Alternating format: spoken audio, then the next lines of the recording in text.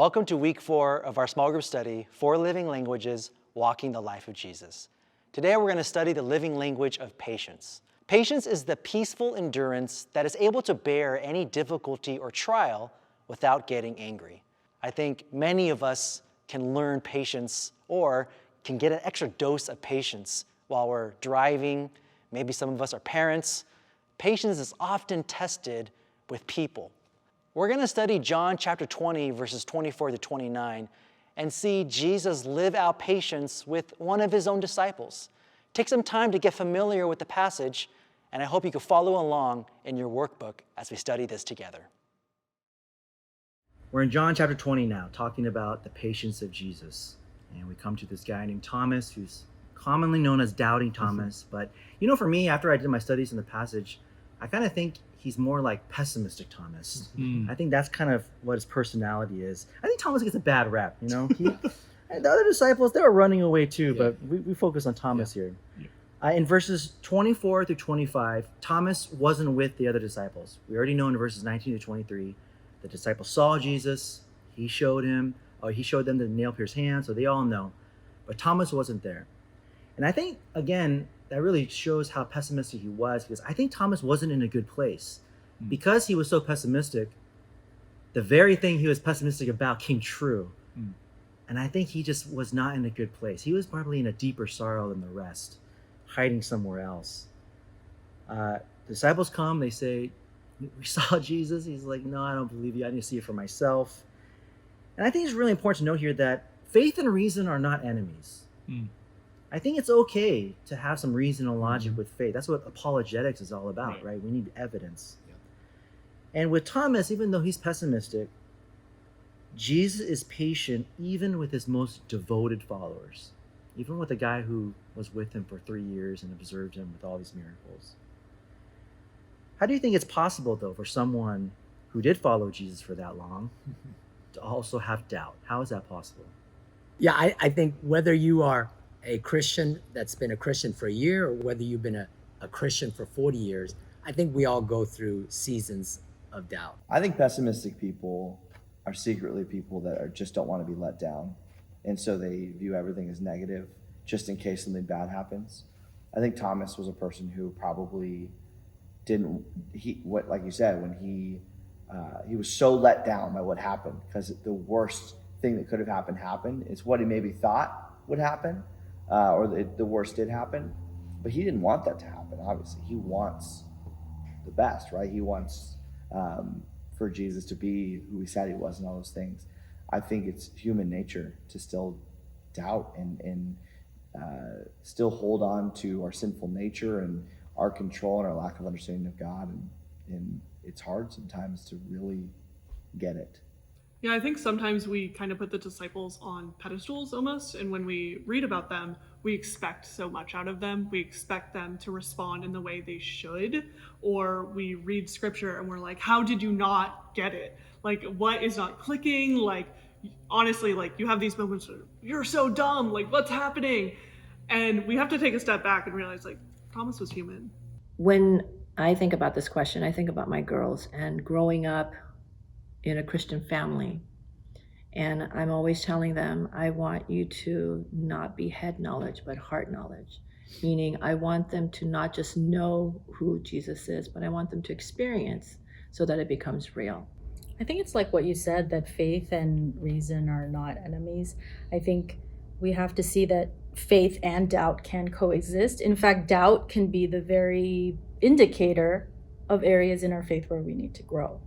So I think they can coexist. In fact, it can help you strengthen your faith because, when you think about what areas that you might still have, things that you need to work out, that just helps and stretches our faith as we investigate and find for ourselves, what those answers are. And like you mentioned, we all have different, I don't want to say types of faith, but because we are all so different, our faiths are different. And what we believe, it's, like for me, I really have to think about Thomas and really have to meditate upon it because I'm an optimist. That's just who I am and how it's built. But so in that sense, I think it's almost healthy to have doubt in something, because you're not going into like complete like, oh yeah, this is it. Yeah. Because it makes you actually want to, okay, why do I have this doubt? It makes you want to go a step further to look for the truth, for myself, you know, instead of just continually depending on other people around me. I think it's really important to know that Thomas was a true believer. I don't want anyone to think that Thomas was some kind of faker here. This is just who he was. This is his personality. Jesus here in verse 26, 27, he comes back, and I think what's really cool is that in both verses 19 and 26, it says that the door was locked. He just appears. I was like, dude, you walked through a wall, you know, he just appeared. But he definitely appeared that shocked the disciples. So something did happen there. Walked through the wall, just poof, he appeared right there. And after he says, peace be with you, he goes right to Thomas. And he says, here. But what's really cool here is that he did the same thing to the disciples in verses 19 to 23. But I love it that he does it for Thomas now, because he wasn't there and he knows that Thomas needs to see it. And so we see the patience of Jesus does not ridicule or embarrass you. I think here's another example, like in our previous passages, where he could have called Thomas out. You know, why don't you believe me? You followed me for 3 years, okay? Why don't you believe your friends? They saw me. He doesn't call him out. He doesn't embarrass him. But he meets his doubt with a loving act of patience. He doesn't vocalize disappointment. He really shows his love to Thomas. How do you think the patience of Jesus can help you when you get into conflict with people? Being a parent really has helped me learn how to be more patient. I think I was impatient for most of my life because I like things to be done right away. And an Enneagram, I'm an achiever, so that means that I want things done quickly and done perfectly. I think too, when you have that in mind, it just reminds you that if Jesus can be patient with us and all the dumb things that we do, why would we not be patient with our friends, our family that bug us? I think patience always brings benefit no matter what situation you're in, whether it be conflict or anything else, but being able to slow down and just meet people with almost unexpected patience sometimes. Because I think our culture doesn't practice patience very well, especially when it comes to conflict. Conflict feels rushed and chaotic. And I think if we're able to model just the patience and slowness that it takes, it's only going to make our relationships better. Yeah, it takes time, and that's what people don't like. Patience takes time, and that's hard for people. When we take the time to do that, it actually more quickly resolves conflict. So you actually save time. My patience is always tested in traffic. I hate traffic. Yes. Or when the light turns green and they're not moving. They don't immediately go. I always have to remind myself, Johnny, just take a second. They're fine. They're fine. A split second is not going to kill you. Like, it's okay. Definitely test me in those moments as well. Oh, yeah. Jesus is patient even with his most devoted followers. They were like family to him. And often we know our family sees the worst of us. So my character may not be rock solid because I'll be short-tempered or, quick to anger sometimes. Of course, with my, that's what your family sees. I think about just Jesus's example in that, I think you just said it, that Jesus met Thomas where he was at. And I think when we think about, again, putting aside our need to be right, our need to win the argument, and we think about the other individual, when we're in conflict with each other, that relationship is severed. So if the ultimate goal is to win the argument, I mean, we're going to approach it very differently, but if the ultimate goal is to restore the relationship, then we're going to seek to put the other's needs ahead of our own. We're going to seek to want to mend the relationship.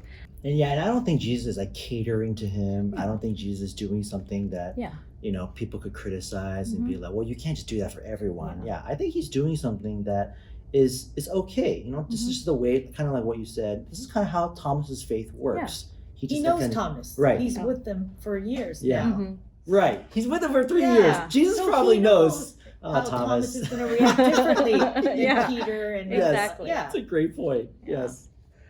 Well, I know that as a dad, I think I'm often most impatient with my own children. Yep, me too. And I do know that centering myself around a scripture and reading through the words of Christ or the words of the psalmist and whatnot helps me to focus my energy so that I'm not, my off the cuff, just I want to respond or react. And I think sometimes we got to step back and realize the context of the situation, much like we even saw with the Samaritan woman, right? There is a context that we might not be seeing if we react in the moment. And so I know for me that helps me to step back and rethink a little bit. And I would just bounce off that and say something very similar, which is, I think looking at why Jesus was patient with Thomas. And I think the reason why he was patient with him, or flip it, why do I get impatient, is because I lose sight of what's important. I think getting my way or having the right result is really more important than maybe really what's more important is the relationship. Is losing sight of the fact that maybe getting my way or having a specific result isn't as important as conserving that relationship, saving that relationship. That it's more about building them up and building our relationship than about getting my way. So in verse 28, Thomas sees the evidence and he makes this awesome confession. He says, "My Lord, my God." It's just a personal declaration here because it says "my," right? But also, it also gives Jesus the title of Lord, which is also very, very huge, that he is the Lord of Thomas's life. And the confession here really helps us to understand that when Jesus is Lord of your life, we joyfully give him full control.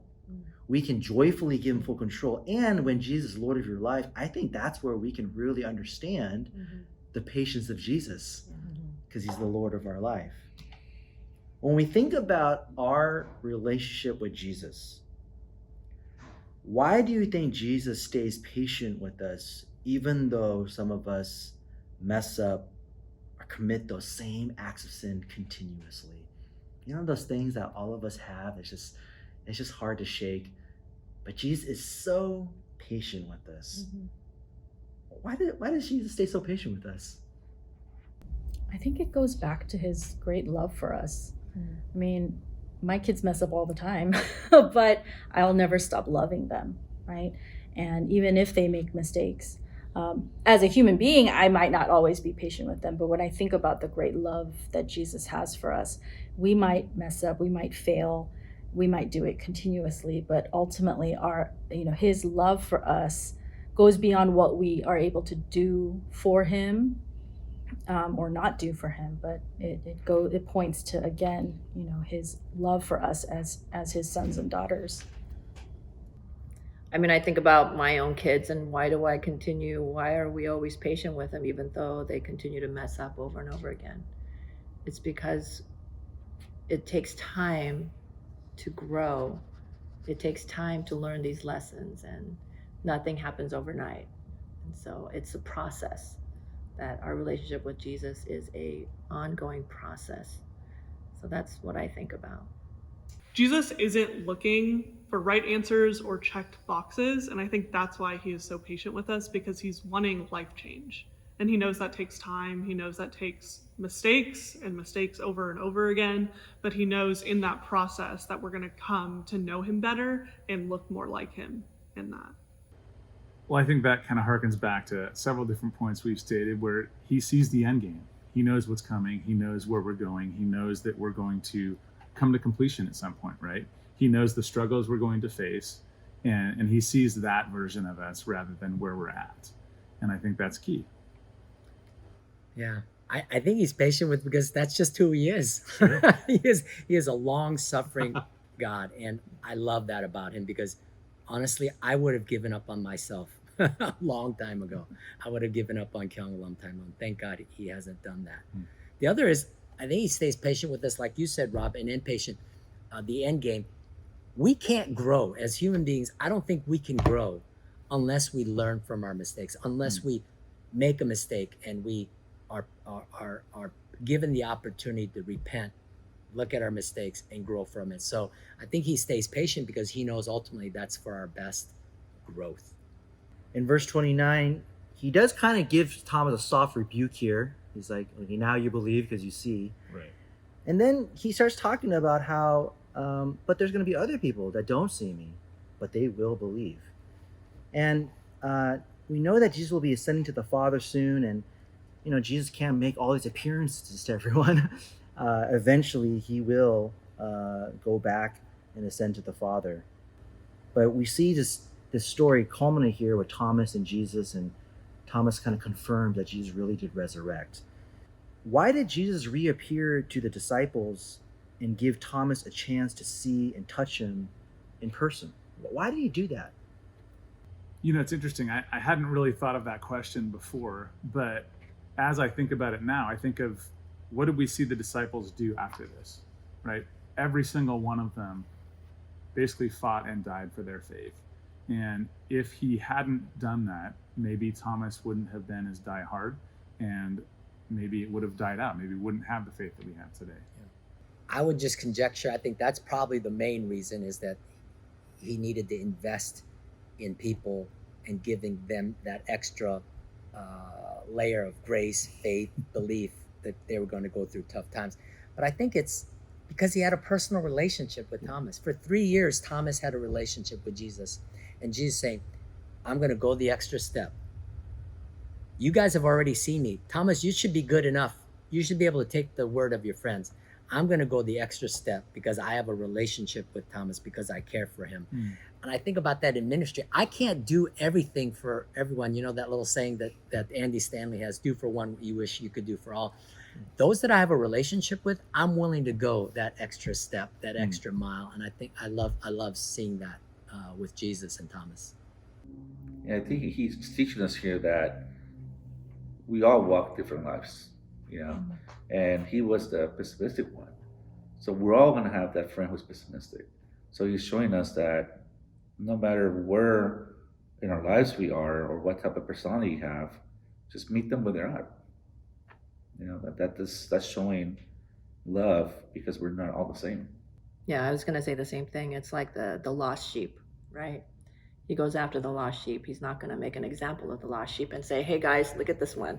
You didn't follow what everybody else did. So because we're individuals, because each of us matter to him, I think that's the reason why he, said he didn't have to use Thomas as an example to rebuke him in front of everybody. I think what's really cool about this story here is that the pessimistic Thomas, who had to see the evidence to confirm that Jesus really resurrected, we are now using his life as evidence to believe in Jesus. And I think that's so cool how all of that kind of connects together and circles back. And so I believe that what we just talked about, how Jesus is so patient with us because he loves us so much, that the power of the gospel is stronger because of the loving kindness and patience of Jesus. That he will never say that's enough. He'll never say, you committed that sin 1,000 times. I don't want to deal with it anymore. That is just how strong and powerful his love is.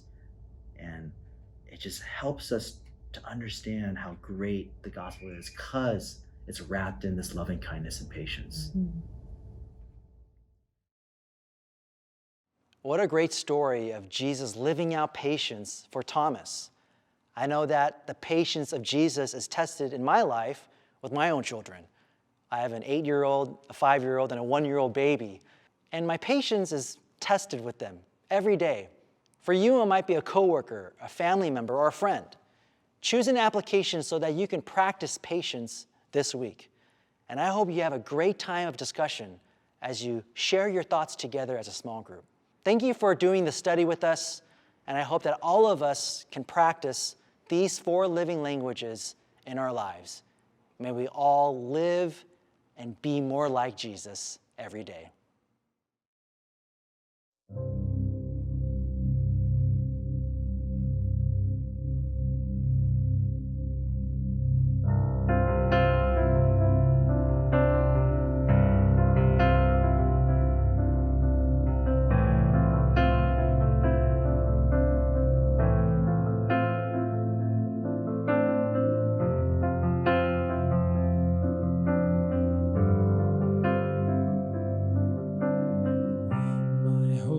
is built on nothing less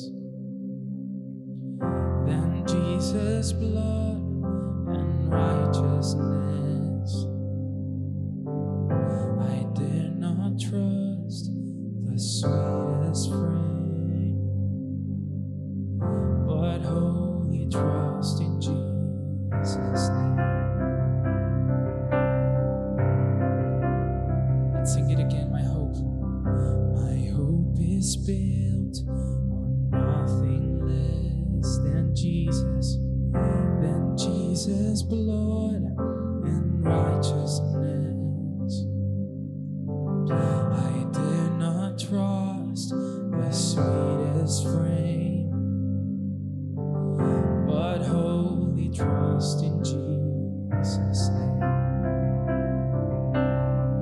We sing, Christ alone, cornerstone, weak made strong in the Savior's love. Through the storm, He is Lord of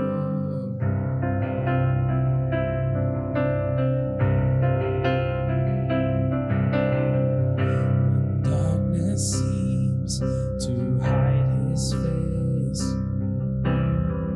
I rest on His unchanging grace.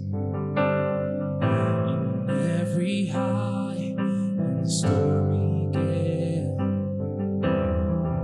my anchor holds within the veil.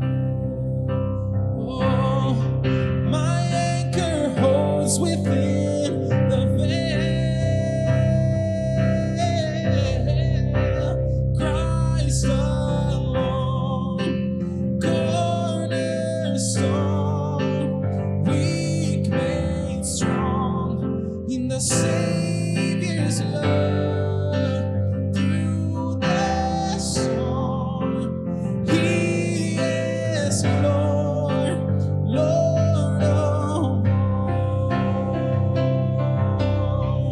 Christ alone, cornerstone,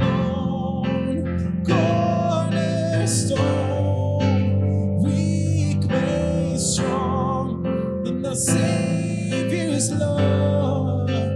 Through the storm, He is Lord, Lord of all.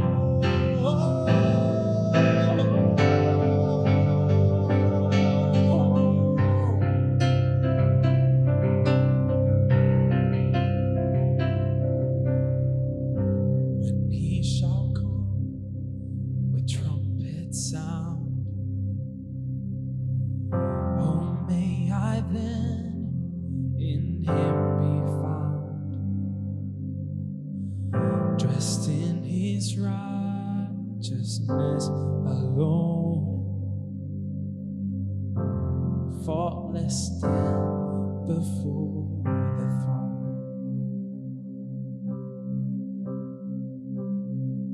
What a beautiful image of His faithfulness. We will see Him face to face. Let's sing it again. When He shall